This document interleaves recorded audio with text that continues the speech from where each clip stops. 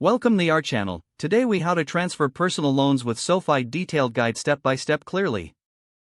Start by visiting the SoFi website. Navigate to the loans section. Select the option for personal loans. Click on apply now to begin the application process. Create an account or log into your existing SoFi account. Fill out your personal information, including your name, address, and date of birth. Provide your financial details, such as income and employment information. Indicate the amount of your existing personal loans. Choose the purpose for transferring your loans. Review your credit score and loan offers provided by SoFi. Select the loan offer that best fits your needs. Complete the loan application by providing any additional required documentation.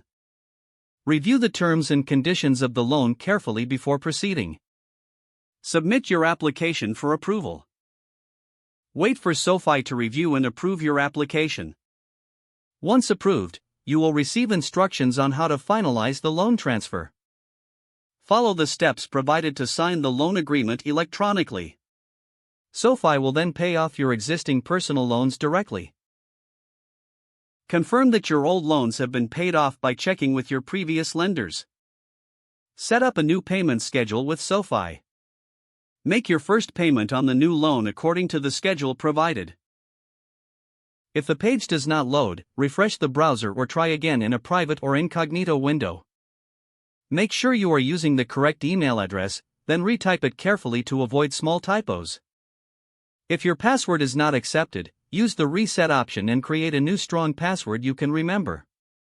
Check your spam folder for verification or security emails, then complete any requested confirmation steps. Enable two-factor authentication if available to improve account security and reduce unauthorized access risk. After signing in, review your profile details so your contact information and settings are accurate and current. If you see an error message, note it down and try again after restarting your device and internet connection. Don't forget to like this video and subscribe to our channel for more step-by-step tech guides.